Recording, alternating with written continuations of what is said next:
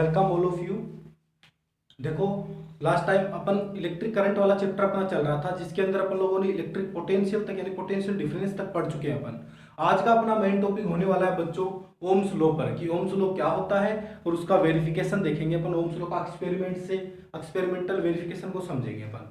ठीक है, तो वीडियो अच्छा लगे तो लाइक करें और चैनल को सब्सक्राइब करना नहीं भूलें। देखो बच्चों, ओम्स लॉ है वो पढ़ने से पहले मैं आप लोगों को थोड़ा सा कंपोनेंट्स बताता हूं, जैसे बैटरी वगैरह होती है, बैटरी या सेल, रेजिस्टेंस, वोल्टमीटर, एमीटर, जैसे बल्ब होता है, इन सबको अपन एक सर्किट बनाते हैं, उसके अंदर कैसे दिखाते हैं। अब इलेक्ट्रिक सर्किट क्या होता है, आप बोलोगे सर सर्किट क्या है। तो बच्चों सर्किट होता है कि जो कंपोनेंट्स होते हैं, इलेक्ट्रिक कंपोनेंट्स होते हैं जिनके मैंने नाम बताए अभी अभी, उनको अगर अपन एक क्रम में जोड़ देते हैं, ठीक है, कॉम्बिनेशन बना देते हैं, उनका एक क्रम में जोड़ देते हैं, ठीक है, ठीक है, तो वो हो जाता है बच्चों सर्किट। ठीक है, वो सर्किट होता है जैसे अपने घरों के अंदर रहता है, जो लाइट वगैरह लगी हुई होती है, सारा पंखा, वो पूरा सर्किट होता है। ठीक है, तो देखो सबसे पहले तो बात करता हूं मैं सेल या बैटरी की।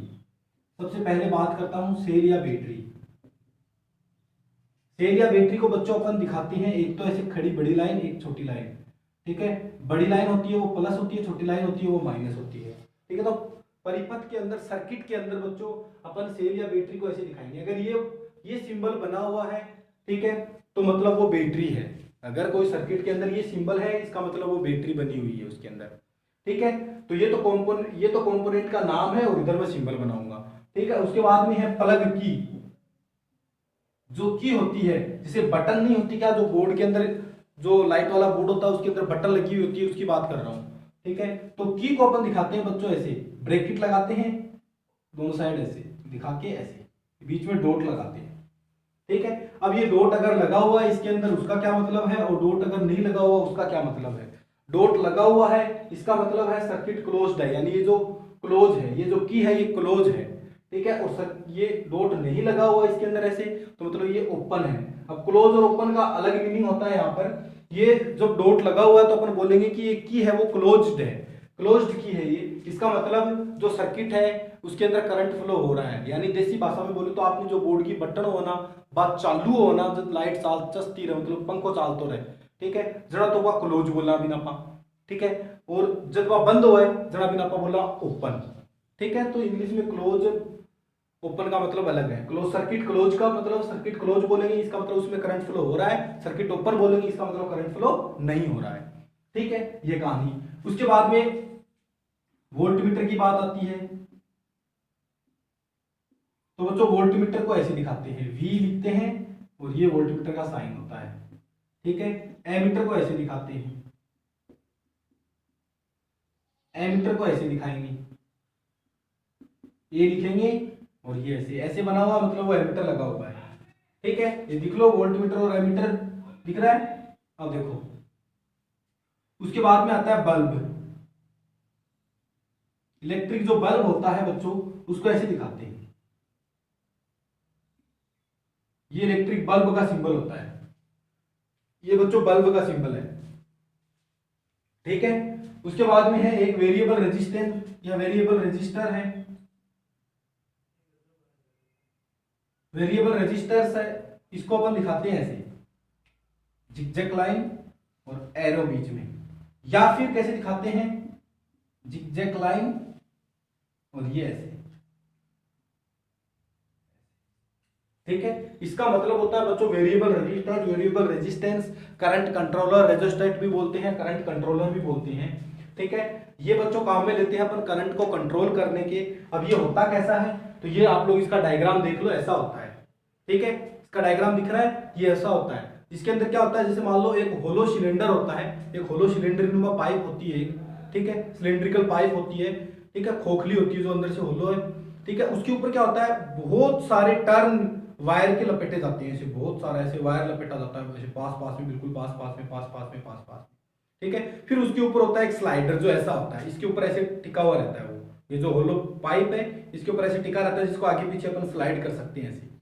ठीक है, इसको आगे पीछे स्लाइड करेंगे तो इससे क्या होगा, रेजिस्टेंस चेंज होगा, मतलब करंट कम या ज्यादा होगा। अब आगे अपन ऐसे, जैसे यहाँ से अपने वायर ऐसे स्टार्ट किया है, तो आगे से बढ़ाएंगे तो वायर की लेंथ बढ़ती है, वायर की लेंथ बढ़ने से इसका रेजिस्टेंस बढ़ेगा, जिससे करंट कंट्रोल होता है। ठीक है, तो अपन आगे पीछे करेंगे तो बच्चों करंट कंट्रोल करने के लिए काम में ले जाता है, करंट को कम या ज्यादा अपन करते हैं। ठीक है, तो ये काम में लेते हैं अपन, वेरिएबल रेजिस्टेंस काम में आता है। समझ गए क्या काम में आता है? ठीक है, तो चलो अब देखते हैं अपन ओम्स लॉ। अब मुद्दे की बात पे आते हैं, अब देखते हैं ओम्स लॉ। ठीक है, देखो ओम्स लॉ,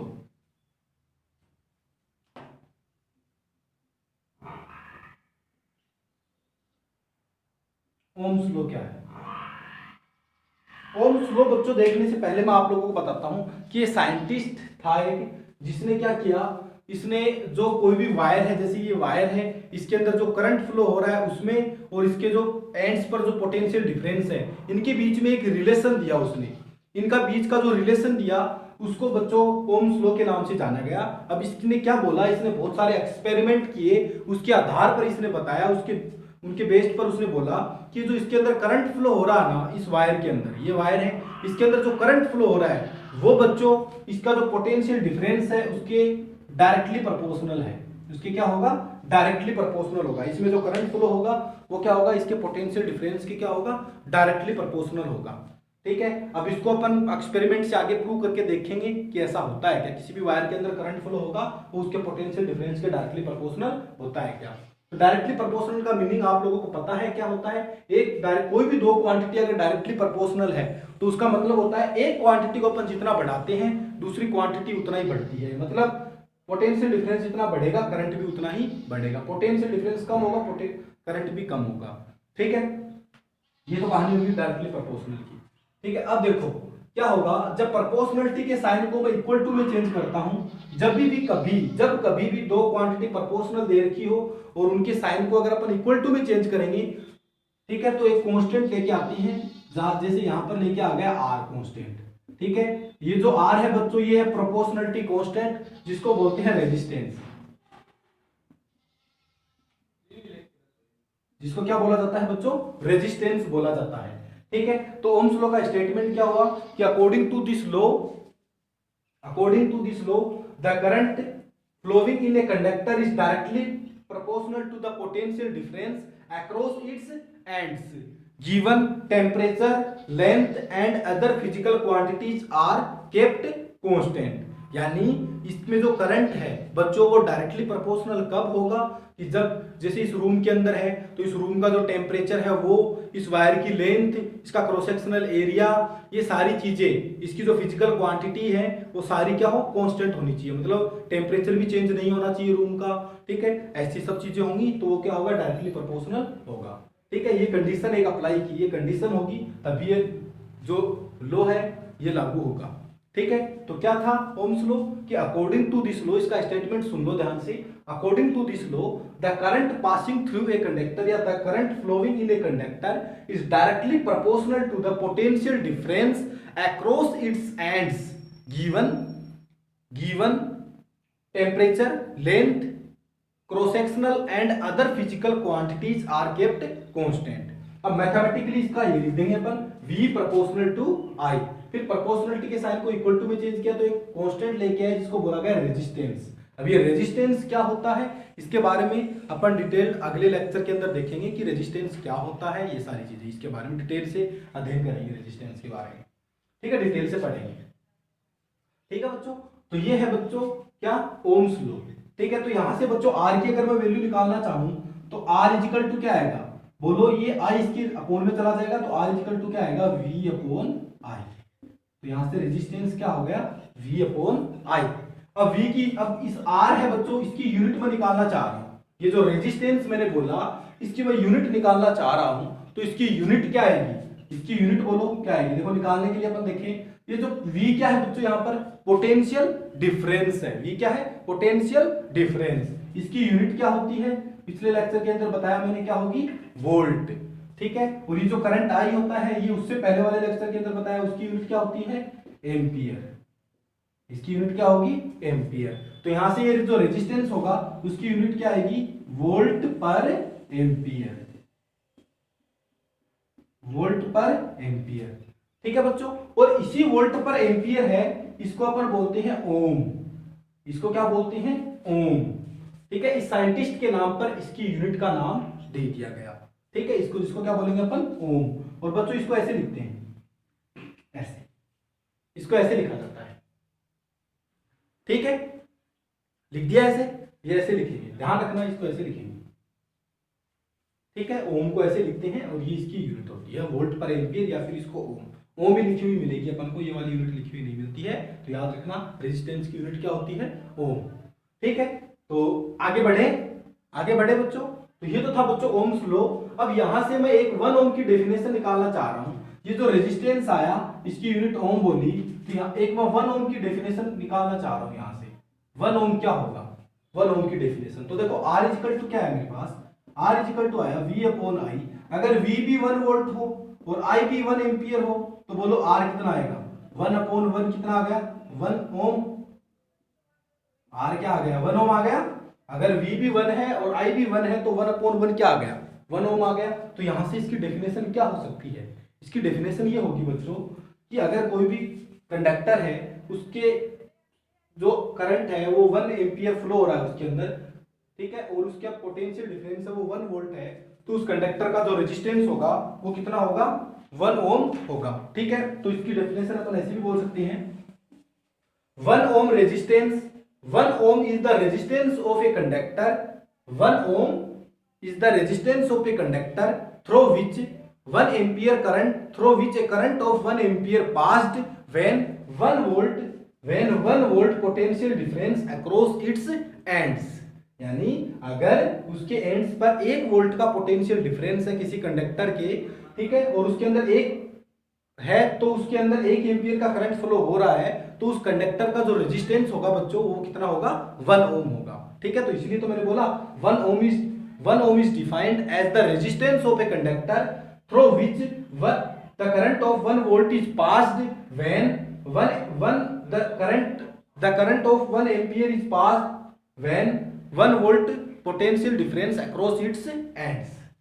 ठीक है, तो ये हो गया बच्चों 1 ओम की डेफिनेशन। ठीक है, अब मैंने ये प्रोपोर्शनल टू बोल तो दिया, अब इसको अपन करके देखते हैं एक्सपेरिमेंट से कि ऐसा होता है क्या, ऐसा हो रहा है क्या एक्चुअल में, इसको एक्सपेरिमेंट से करके देखते हैं। देखो तो बच्चों ये जो अभी मैंने आप लोगों को बताया यहां से कि ये R प्रोपोर्शनल टू, देखो अभी अपन ने बोला V प्रोपोर्शनल टू I होता है। ठीक है, तो जब भी दो क्वांटिटीज प्रोपोर्शनल हो और उनके बीच में अपन को ग्राफ बनाना हो तो बच्चों वो ग्राफ अपन को स्ट्रेट लाइन मिलती है। ऐसे कैसे समझो, V प्रोपोर्शनल टू I, मैंने इसका मतलब बताया कि V जितना बढ़ेगा I उतना ही बढ़ेगा, V क्वांटिटी जितनी बढ़ेगी I भी उसके प्रोपोर्शनलिटी में उतना ही बढ़ेगा। तो देखो यहाँ ये मैं V लेता हूं और ये I की लाइन लेता हूं, यानी यहाँ जो वैल्यू होगी वो V की होगी इस पर, और इस पर I की वैल्यू होगी। ठीक है, यहाँ पर मान लो V1 है, यहाँ पर V2 है, यहाँ पर V3 है, यहाँ पर V4 है। अपन चेक करके देखते हैं कि क्वांटिटी बढ़ रही है क्या। बोलो V1 ये है तो यहाँ पर I1 कितना आएगा, ये आएगा, ये I1 होगा। ठीक है, ऐसे ये V2 है तो देखो ये I2, बोलो I2 की वैल्यू बढ़ रही क्या, I का मान बढ़ रहा है क्या, फिर देखो ये V3 है, ये बढ़ रहा है, देखो I3, फिर ये V4 है, ये देखो बढ़ रहा है। ठीक है, तो जैसे जैसे V बढ़ रहा है वैसे वैसे देखो I भी बढ़ रहा है। ठीक है, तो इसीलिए बोला जाता है कि तब जब दो क्वांटिटी डायरेक्टली प्रोपोर्शनल हो तो आप लोगों को अभी के लिए इतना याद रखना है कि उनके बीच में जब ग्राफ अपन प्लॉट करेंगे तो ग्राफ एक स्ट्रेट लाइन मिलेगी अपन को। स्ट्रेट लाइन अगर दो क्वांटिटी के अंदर ग्राफ मिल रही है इसका मतलब वो दोनों क्वांटिटी एक दूसरे के क्या है, प्रोपोर्शनल है। ठीक है, तो देखो डायरेक्टली प्रोपोर्शनल है। ओके, अब देखते हैं देखो इसका एक्सपेरिमेंटल वेरिफिकेशन। तो बच्चों इसका एक्सपेरिमेंटल वेरिफिकेशन देखने के लिए जो ओम नाम का जो साइंटिस्ट था उसने क्या किया कि जैसे उसने एक की ली, ठीक है, एक की ली, एक बैटरी ली और एक वोल्टमीटर, एमीटर और एक वेरिएबल रेजिस्टेंस काम में लिया, एक वायर काम में लिया। ठीक है, इन सारी चीजों से उसने एक सर्किट बनाया। अब सर्किट ऐसे बनाया बच्चों, उसने क्या किया कि जो बैटरी थी, जो बच्चों बैटरी थी उसके सीरीज में उसने की जोड़ दी उसके साथ में से। ठीक है, ये प्लस माइनस ये बैटरी है बच्चों, ये की है। ठीक है, उसके बाद में क्या किया उसने आगे एक वेरिएबल रेजिस्टेंस जोड़ दिया सीरीज में, ये वेरिएबल रेजिस्टेंस जोड़ दिया। ठीक है, फिर क्या किया बैटरी के साथ में इधर एक एमीटर जोड़ दिया, ये लो एमीटर जोड़ दिया। ठीक है, एमीटर जोड़ दिया। अब क्या किया, एक वोल्टमीटर जोड़ा, ऐसे एक वोल्टमीटर जोड़ के और सर्किट को ऐसे पूरा कर दिया। ये लो सर्किट क्लोज हो गया पूरा एकदम, ये सारी चीजें जुड़ गई इसके अंदर। फिर क्या किया, एक वायर जोड़ा जिसको ये जो वोल्टमीटर दे रखा है बच्चों इसके पैरेलल में जोड़ दिया, क्योंकि अपन को इस वायर का पोटेंशियल डिफरेंस अपन निकालेंगे, तो वो कैसे निकाल पाएंगे अपन, कैसे निकाल पाएंगे, इसके पैरेलल में जोड़ना पड़ेगा पोटेंशियल डिफरेंस के लिए। तो ये सारी चीजें अपन ने जोड़ी, ठीक है। अब ये इसके अंदर डॉट लगी हुई है, अभी मैं बोल रहा हूँ इसके अंदर ये डॉट नहीं लगी हुई, ठीक है। तो आप लोग पहले इसका सर्किट, ये जो बच्चों वेरिएबल रेजिस्टेंस होता है इसको आरएच से लिखते हैं, ध्यान से समझना, बहुत ही अच्छा है, इंटरेस्टेड भी है। तो ये देख लो आप लोग, इसका सर्किट ये ऐसे जुड़ा हुआ रहता है, दिख रहा है, ध्यान से सारी चीजें दिख रही है, नाम भी सारों के नीचे लिखे हुए हैं, सारी चीजें दिख रही है, वोल्टमीटर एमीटर दिख रहा है, वेरिएबल रेजिस्टेंस दिख रहा है। तो ऐसे सर्किट अपन जोड़ते हैं, सर्किट जुड़ गया अपना पूरा। अब देखो एक्सपेरिमेंट कैसे करेंगे अपन। अब एक्सपेरिमेंट करने के लिए अपन क्या करेंगे, मैंने आप लोगों को बताया जब इसके अंदर डॉट नहीं लगी हुई तो सर्किट ओपन है, मतलब इसके अंदर करंट फ्लो नहीं हो रहा है, ठीक है। अब मैं क्या करता हूं, इसके अंदर की लगा देता हूं, की ऑन कर देता हूं, मतलब सर्किट क्लोज कर देता हूं, डॉट लगा दी इसके अंदर, ठीक है। अब डॉट लगाने से क्या होगा कि इसके अंदर करंट फ्लो होने लगा। अब कितना करंट फ्लो हो रहा है मेरे को वो पता करना है, क्यों, क्योंकि ओम्स लॉ के लिए क्या चाहिए मेरे को, इसके अंदर कितना करंट फ्लो हो रहा है वो चाहिए और पोटेंशियल डिफरेंस चाहिए, ठीक है। तो मैं क्या करता हूं, V यानी V का और I की वैल्यू लिखता हूं, एक टेबल के अंदर लिखता जाता हूं, ठीक है। पहले अब मेरे को करंट पता करना है इस सर्किट के अंदर, तो किसकी रीडिंग से पता लगेगा, क्या मैं एमीटर की रीडिंग से इसके अंदर करंट पता कर लूंगा, एमीटर की जितनी रीडिंग आएगी एमीटर के अंदर वो इतना ही क्या इसके अंदर करंट फ्लो होगा। तो मान लो इसके अंदर रीडिंग आ रही है एमीटर के अंदर I1 आ रही है, करंट I1 आ रहा है, ठीक है। फिर क्या किया, उसी टाइम मैंने इस वोल्टमीटर की रीडिंग भी देखी, तो उस टाइम इस वोल्टमीटर के अंदर जो रीडिंग आ रही थी मान लो वो V1 आ रही थी, क्योंकि वोल्टमीटर से अपन को पोटेंशियल डिफरेंस पता लगेगा, तो इसके अंदर जो रीडिंग आ रही थी वो V1 आ रही थी, ठीक है। फिर मैंने क्या किया, इसको वापस कर दिया, ओपन कर दिया, इसको वापस ओपन किया। अब इसको वापस ओपन करूंगा, फिर क्या कर रहा हूं, ये जो बच्चों ये लगा हुआ है वेरिएबल रेजिस्टेंस, ये मैंने इसीलिए लगाया क्योंकि मैं करंट को वेरी कराऊंगा, करंट को चेंज करूंगा। अब करंट को कैसे चेंज करूंगा, ये ऐसा होता है, इसके ऊपर देखो ये स्लाइडर जो लगा हुआ है ना बच्चों, इसको थोड़ा सा आगे ऐसे खिसका दूंगा, जो स्लाइडर है उसको थोड़ा सा ऐसे आगे खिसका दूंगा, ऐसे थोड़ा सा, ठीक है, थोड़ा सा आगे खिसकाऊंगा। उसके बाद में वापस इस सर्किट को ऑन कर दूंगा, मतलब इस सर्किट को क्लोज कर दूंगा, मैं सर्किट को क्लोज करके वापस इसके अंदर करंट फ्लो होगा। अब इसके अंदर कितना करंट फ्लो हो रहा है वो पता करना अपन को, तो वो पता करने के लिए मैं एमीटर की रीडिंग देखूंगा, एमीटर के अंदर देखूंगा कि क्या रीडिंग दिखा रहा है, वो जो एमीटर की सुई है वो कितने पर आ रही है। तो मान लो वो सुई आ रही है I2 पर, मैंने I2 लिखी, कुछ भी वैल्यू आएगी, 1 एम्पियर 2 एम्पियर 0.5 0.05 ऐसे कुछ भी वैल्यू वो लिखते जाएंगे अपन टेबल के अंदर, टेबल बना देंगे क्या अपन अलग, ठीक है। अब मैं वोल्टमीटर की रीडिंग भी नोट करूंगा, वोल्टमीटर के अंदर मान लो मेरे को V2 दिखा रहा है, ठीक है, दोनों रीडिंग नोट कर ली। फिर वापस वही सेम प्रोसेस, रीडिंग सेम तरीके से रीडिंग निकालूंगा, वापस इसको ओपन कर दूंगा सर्किट को, वापस इसको थोड़ा सा आगे खिसकाऊंगा, स्लाइडर को थोड़ा सा और आगे खिसका दिया, थोड़ा सा और आगे खिसका के फिर वापस ऑन किया मैंने सर्किट। फिर वापस मैंने एमीटर और वोल्टमीटर की रीडिंग नोट की कि कितना करंट फ्लो हो रहा है, कितना पोटेंशियल डिफरेंस है, ठीक है। तो वो मान लो पोटेंशियल डिफरेंस V3 है या I3 है। ऐसे मैं 3 रीडिंग ले लूंगा, 3 ले लो, 4 ले लो, 5 रीडिंग ले लो, 5 तक, मतलब ऐसे 3 से 5 तक रीडिंग अपन लेते हैं, उसमें पता लग जाता है, ठीक है। वो रीडिंग मैंने ले ली। अब मैं क्या करता हूं, इनके अंदर ये जो वैल्यूज आई इनके अंदर ग्राफ बना के देखता हूं, वो ग्राफ मेरे को कैसे मिलता है। देखो ऐसे क्या करता हूं, ये जो एक्स एक्सिस होती है उसकी साइड में I ले लेता हूं और इसकी साइड में V ले लेता हूं, ठीक है। अब आप लोगों ने ग्राफ किया होगा, इधर y एक्स होता है, इधर x एक्स होता है, तो ग्राफ बनाया ना, पॉइंटों को कैसे दिखाया है। अब देखो ये वाला पॉइंट जैसे I1 है, ये मान लो I1 है, ये I2 है, ये I3 है, ये I4 है, ऐसे आगे। अब I1 जब था तब V कितना था, पोटेंशियल डिफरेंस कितना था, V1 था, जो मान लो आ गया यहाँ पर V1, ठीक है। तो इन दोनों पॉइंट को मिलाया तो ये पॉइंट यहाँ है, दोनों यहाँ, ये यहाँ, ठीक है। ऐसे तो ग्राफ बनाते हैं। अब I2 जब था, जब ये I2 था तब V कितना था, V2 था, मान लो V2 यहाँ आ रहा है, ये V2, इनको दोनों को मिलाओ तो ये यहाँ आएगा, ठीक है, यहाँ आया। अब बोलो, अब I3, अब I3 जब है तब V कितना है, V3 है, मान लो V3 ये है, तो ये लो, ये V3, ये लो, ये लो, ये लो, ठीक है। अब ग्राफ बनाने के लिए क्या करते हैं, दोनों तीनों पॉइंटों को मिला दूंगा ऐसे ऐसे, ठीक है। तो ऐसे मिलाया तो मैंने देखा ग्राफ कैसी मिली मेरे को। अगर आप ऐसे करोगे एक्सपेरिमेंट में तो ग्राफ बनाओगे तो वो आपको सीधी लाइन मिलेगी, एकदम स्ट्रेट लाइन मिलेगी। तो स्ट्रेट लाइन से क्या प्रूव हुआ कि ये V और I दोनों क्या है, प्रोपोर्शनल है, क्योंकि डायरेक्टली प्रोपोर्शनल होंगे तभी तो स्ट्रेट लाइन ग्राफ बनेगी। अभी भी मैंने बताया था, ठीक है। तो ये क्या है, दोनों एक दूसरे के डायरेक्टली प्रोपोर्शनल है, ठीक है, इसलिए इन दोनों के बीच में जो ग्राफ मिल रही है बच्चों वो क्या मिल रही है, स्ट्रेट लाइन मिल रही है। तो इससे क्या प्रूव हुआ कि V और I दोनों क्या है बच्चों, प्रोपोर्शनल है। एक्सपेरिमेंट से क्या पता लगा अपन को कि जो V और I बच्चों जो है वो डायरेक्टली प्रोपोर्शनल है, और यही तो था ओम्स लॉ। ओम्स लॉ यही तो था कि V प्रोपोर्शनल टू I, और वो अपन एक्सपेरिमेंट से भी करके देखा कि वो दोनों एक दूसरे के क्या आ रहे हैं, प्रोपोर्शनल आ रहे हैं। मतलब ये बात क्या है बच्चों, सही है। ठीक है, ये कहानी। अब बच्चों एक बार एग्जाम के अंदर, लास्ट ईयर एग्जाम के अंदर ऐसा क्वेश्चन आया कि V और I के बीच में ग्राफ बनानी आई थी। V और ओम्स लॉ के अंदर V और I के बीच में ग्राफ बनाना है, तो वो ग्राफ बच्चों आप लोगों को कैसा मिलेगा, तो वो ग्राफ आप लोगों को कैसा मिलेगा, स्ट्रेट लाइन मिलेगा। ऐसा ग्राफ बना के आना था।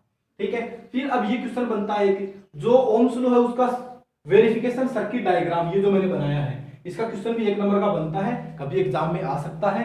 तो इसका वेरिफिकेशन डायग्राम ये होगा, और आप लोगों को इसको ध्यान में रखना है अच्छे से। ठीक है, इसका स्टेटमेंट ध्यान में रखना है, एक जो रेजिस्टेंस होगा उसकी यूनिट ध्यान में रखनी है। ठीक है, तो ये बच्चों इसका जो सर्किट डायग्राम है ये आप लोग अच्छे से ध्यान में रख लोगे। ठीक है, अब देखो उसके बाद में फटाफट एक क्वेश्चन कर लेते हैं जल्दी से। एक क्वेश्चन दे रखा है कि determine the resistance of a conducting wire. आप लोगों की स्क्रीन पे आप लोगों को क्वेश्चन दिख रहा है, determine the resistance of a conducting wire if 0.5 ampere current 0.5 ampere current flow through it and potential difference of 2 volt. ठीक है, मतलब अपन को जो करंट की वैल्यू है बच्चों, जो करंट है आई, वो कितना दे रखा है, करंट कितना दे रखा है बोलो बच्चों, करंट दे रखा है 0.5 एम्पियर, करंट दे रखा है 0.5 एम्पियर। ठीक है, पोटेंशियल डिफरेंस दिया है, यानी V की वैल्यू दी है, V की वैल्यू कितनी दी है, 2 वोल्ट। V की वैल्यू बच्चों कितनी दी है, 2 वोल्ट। और अपन को निकालना क्या है, determine the resistance of a conducting wire, यानी अपन को रेजिस्टेंस की वैल्यू निकालनी है। तो अपन कैसे निकालेंगे बच्चों, देखो अपन को ये फॉर्मूला पता है V = IR, ये फॉर्मूला है, यही तो फॉर्मूला अभी देखा अपन ने, V और V दे रखा है, I दे रखा है, R निकालना, तो इनका एक तो फॉर्मूला है अपने पास। तो इस फॉर्मूले के अंदर वैल्यू रखो, V की वैल्यू कितनी दे रखी है, 2 दे रखी है, I की वैल्यू कितनी दे रखी है, 0.5 दे रखी है, R की वैल्यू अपन को निकालनी है। तो यहाँ से R क्या आ जाएगा, ये इसके डिवाइड में आ जाएगा, यानी क्या आ जाएगा 2 / 0.5। तो पॉइंट को हटाऊंगा, ऊपर एक 0 लग गया, ये लो 5, तो कितना आ गया 4 ओम। ठीक है, तो ये लो बच्चों अपना क्वेश्चन है 4 ओम। ठीक है, तो उम्मीद करता हूं आप लोगों के समझ में आ रहा होगा। ठीक है, क्या दिया कि determine the resistance of a conducting wire, determine the resistance of a conducting wire if 0.5 ampere if 0.5 ampere current flow through it when potential difference across its ends is 2 volt, यानी इसके एंड्स पर potential difference 2 volt का है और current इसमें 0.5 ampere flow हो रहा है, तो इसका रेजिस्टेंस कितना होगा, तो वो निकालना है अपन को। तो V = IR। ठीक है, तो V की वैल्यू अपन को दे रखी है, कितनी दे रखी है, 2 वोल्ट, वो रख दी, I की जगह I की वैल्यू रख दी, R ये आ गया, इसको अपॉन में लेके चला गया, ये वैल्यू निकाली, ये आ गया 4 ओम। ठीक है, तो आप लोग वीडियो को अच्छे से देखना, और अगर कहीं दिक्कत आ रही है तो एक बार दोबारा वीडियो को देखना। ठीक है, तो देखो आज के लिए बस इतना, बाकी अपन नेक्स्ट डे अपन पढ़ेंगे इसका जो रेजिस्टेंस है उसके बारे में। ठीक है, धन्यवाद।